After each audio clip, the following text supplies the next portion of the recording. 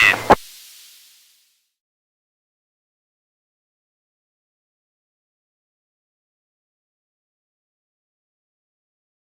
everyone, Rob here from Daisho Tactical. Today I'm going to start kind of opening up the can of worms that is CQB. It's going to take me several videos to talk about this, probably a dozen.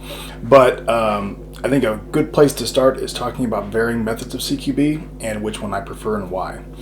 Now, before we start, I want to preface this by saying the second you decide to go into a structure where there's either an armed person or a potentially armed person in there, you are less than 100% safe. No matter what you do, no matter what method you try, you are less than 100% safe. All the arguments about CQB methods is basically playing with percentages that are all less than 100. Maybe this one's 80, this one's 85, whatever. Second, I don't care how you clear rooms. I'm just telling you my opinion based on my training and experience. You do what you want. It's your life that you're risking. Go right ahead. Third, understand that best CQB practices vary dependent on mission, rules of engagement, equipment, and training. In short, the way a bunch of Navy SEALs take down some terrorists with really loose rules of engagement using night vision overseas is going to be radically different from the way a SWAT team serves a high-risk search warrant, is going to be radically different once again from the way somebody clears their house when they hear a bump in the night.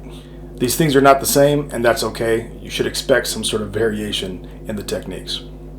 So broad brush, let's start with the two kind of schools of thought here on CQB. Now, the first one is the more traditional method. Used to be called stack and flow. That's the good marker. Used to be called stack and flow. Now it's called like dynamic is generally what it's called. The theory behind this is speed, surprise, and violence of action are going to win the day. We're going to get in the room quickly before the bad guys have a chance to kind of collect themselves, and we're going to take them down. This is kind of old school stuff. World War II era was kind of developed and was used by SWAT predominantly in the 80s and 90s. This was all the rage, and it is shit hot. This is where you stack up and you clear the room. Somebody goes left, somebody goes right. You shoot the targets with the paper targets with the guns on. Those are the ones you're supposed to shoot, and it makes you feel really badass when you train it. This is what I trained in early 2000s in SWAT training. This was it. This was what we did. Short version is, let's say this is a center fed room. Here's my two good guys, and you could have, I don't know, 3, 4, but we can use 2. And they're going to stack up, and then they're going to go, and they're going to hut, and this guy's going to go here, and this guy's going to go here. And sometimes they run the walls, or sometimes they just post here, whatever. That's just kind of the details. But in short, we're going to run into the room and then take care of business and cover our sectors of fire and our areas of responsibility, et cetera, et cetera. That's dynamic. So what are some of the strengths of this? Well, it's fast. It gets you in the room quick, and it's dynamic, and it looks cool, and it makes for great video. Okay, but is it effective and is it a good idea? Well, that depends. We're going to talk about all the problems with it, and the problems kind of start to rear their ugly head as soon as you meet resistance.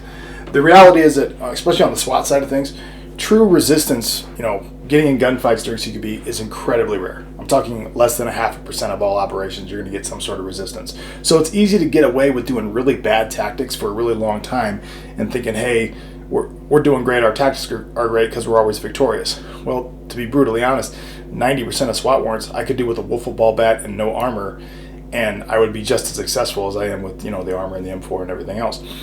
Because resistance is incredibly rare. Okay, why is that? Well, it's because it's a law enforcement context, and people know that if they surrender, they're just going to go to jail and they can fight it out in court, but they're going to survive.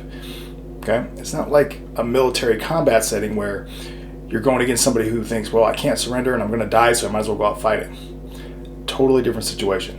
So what are some of the shortcomings of this method? Well, one of the big ones is it doesn't really hold up to resistance well, like at all. It's all well and good when everybody's compliant and everybody surrenders. You run in the room, you look all cool, or you're just going against paper targets. But when you put a real bad guy in there who's actually shooting at the first person who comes in the door, this guy can be as trained can be to follow the number one guy in and cover his area of responsibility. He can train that for years and years and years, but the reality is, as soon as he sees his buddy get hit and go down in the doorway, number 2 guy, his kind of lizard brain, his midbrain kicks in and says, nope, I'm not going in there, I'm not going to die. And they don't go through. And the reality is, that's smart. That's a good decision, because if you do go through, he's probably getting hit too. That's one problem, is it's not behaviorally compliant with what you're really going to do under stress. So another problem with this is it's not really OODA loop friendly. Now what are OODA loops? I'll go over it in another video. In short, who's surprising who? That's the really short condensed version. You want to be the person surprising the other person. It comes down to how much stuff you have to observe and process, okay? So these guys running the room have to observe and process the entire room. The bad guy is only watching the door and has already made the decision to shoot. This person has to process whether or not the thing that's there is a shoot target, right? Processing is what takes the most time in CQB. That puts this person at an incredible disadvantage. Like this gunfight here is a 98% win for this guy every time, because he doesn't have to process hardly anything, and this guy has to process a lot. This is doubly true if there's more than one bad guy in here who's going to engage this target. The next problem with dynamic entry is once you go in the room, you've bought the room. So if this guy comes in here, your first guy goes down, you got to keep throwing bodies in there and finish this situation to rescue this guy that went down. All right, and that can be very, very, very costly. There's no way to back out. There's no way to retreat. You're committed. Now let's compare and contrast this method with what I prefer. The method that I prefer is generally anymore they just call it deliberate. Okay, I learned it as high threat CQB, limited penetration, threshold assessment. All these are kind of the same thing, but they all basically mean deliberate. What does that mean? It means we're going to go slower as opposed to speed, surprise, and violence of action. Okay, we're going to focus on use of cover, segmented search, not doing anything faster than we can process. So in the balance of security and speed, this is way on the side of security. So what's this look like? You're going to try to process as much of the room as you can from outside the room. Okay? So you're going to, in my case, the method that I use, we're going to sit here and pie off this vertical pivot point here, and you're going to process the room in bites like this. Okay? Like that. And if you see something, if you see a bad guy in one of these bites, you're going to address the problem, you're going to take care of it, and you're not going to move on to the next bite until you take care of that problem. It solves that OODA loop problem of having too much stuff to observe, too much stuff to process at any one time. So once you're done processing this whole room, and either this guy's compliant or there's nothing there, and there's still closets and places behind dressers and stuff and beds that you can't quite see, dead space is what it's called, then you're going to make entry in here, and then you're going to slowly take care of those other spots. But the big thing is you're clearing most of the room from outside the room. Why? Because it's safer. The deliberate clearing method has some advantages over dynamic. One of them is if this person gets hit in the door, if they get injured, taking fire from inside the room, we're not inside the room. We haven't bought the room. This person can either self-extract or be extracted by the number 2 guy out of the room, and then we can handle this room in a different method. Okay, we know that there's somebody in there, they're armed, and they have hostile intent. So there's no need to pop back up on this door. We can use gas, dogs, drones, use a rook and tear the wall off the house, whatever. We'll figure out some other method to get that person to come out other than sticking a good guy running in there. So that's one big advantage of it. It's a lot safer because you don't have to buy the room. Another advantage is that it uses some sort of cover. Okay, now there's a big debate on this, and trust me, I'm going to get into it because it's the big critique that people have of deliberate. That this wall provides some sort of cover that this person can use while clearing this room that's going to protect that person potentially from gunfire coming from inside the room. Now, some walls are cover, some are not. And I can tell you for a fact, I've done over 800 high-risk search warrants. I've never stopped to think, oh, this will stop bullets, or oh, this won't. That's not what's on your mind when you're in a house. The point is, some things stop bullets and some things don't, but everything stops bullets better than air particles. And when you're running in a room against a bad guy who's armed, putting nothing between you and him but air, it's a bad idea. Finally, the biggest advantage of this method is that it is behaviorally compliant. Okay? When you start taking rounds from somebody in the room, it doesn't tell you run in the room and handle business. Not going to happen. Not realistic. When you're afraid, you're going to suck up to cover. You're going to use whatever cover is available to you because that's going to save your life. The deliberate method, that is your default setting. You're going to use this piece of cover, whether you're taking rounds or not, so you're already there. So let's talk about the main criticism of the deliberate clearing method.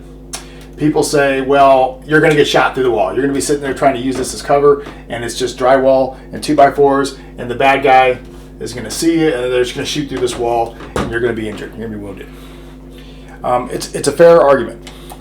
The problem is it does statistically That doesn't happen very often. In fact, it's incredibly rare. People, both good guys and bad guys, don't shoot things they can't see. Generally speaking, they like to be able to see what they're seeing before they shoot it. That's on both sides. Most of the deaths happen right here, okay? Either in the front door of the structure, that's like 70% of assaults happen on that very first front door, or on bedroom doors right here, which is why we got to be careful when we rush through this. We always hear about fatal funnel. Well, in my opinion, that fatal funnel can work both ways. If I'm willing to use cover correctly and smartly, I can use this fatal funnel to my advantage to really limit my exposure inside that room. Here's the other problem with the, hey, they're going to shoot you through the wall argument. It takes the absolute worst case scenario for deliberate and compares it to the best case scenario for dynamic, meaning that, well, he's just going to shoot you through the wall, so the answer to that problem is you just need to run in there and take him down. Why do you think running in there and why do you think that this is going to be unsuccessful, but if you run in, you're going to magically be successful? He's not going to shoot you as you go through the door. It's a stupid argument, okay? Both of these things are bad. Both of these things are worst case scenario. The difference here, getting hit here through the wall, you can extract, okay? You can get out of there. Getting hit in here, now we bought it. Like I said before, we got to keep throwing bodies in there until you're done. The argument is, I'm using speed and surprise and violence of action, and I'm going to get in there and he's not going to shoot me because he doesn't know I'm there. Bullshit. I'm telling you right now, all the warrants I've done, within a room or two, they know you're there. Now, is there an element of surprise when you hit a structure and you hit that front door, boom, and they had no idea you were coming, and you catch them totally by surprise? Absolutely. Reality is that gets burned up within a room or two, usually 5 to 8 seconds. It's over. They know you're there. Also, oftentimes they see you coming. They're criminals. They're used to getting raided. They have lookouts. They have surveillance cameras, whatever. All the time you get burned on approach. You cannot depend on surprise. You might not have it, and it doesn't last very long. So before we get into it too much in the comments, yes, there's a difference between global surprise and local surprise. Global surprise is the big surprise when you hit the first door. Local surprise is when somebody deeper in the structure knows there's somebody here, but they don't know exactly where they're at. Yes, you can use local surprise to your advantage, especially using flashbangs and stuff, but realistically, it is not as good as global surprise, and I would not put my life in the hands of the local surprise I'm going to get at the door, ever. So knowing these are our two big methods, dynamic and deliberate, how do we determine which one is better? Well, there's a couple ways we can do it. One, we can what we call sim it out. Okay, we use simunitions, which is like little paint bullets, and we set up scenarios, and we try to do different entry methods, and we try to figure out which one is most successful. That's good. It works well, but it doesn't really simulate real world, because at the end of the day, you know you're not going to die. You know it's still a game like paintball or airsoft, and you know that there's no real threat of death.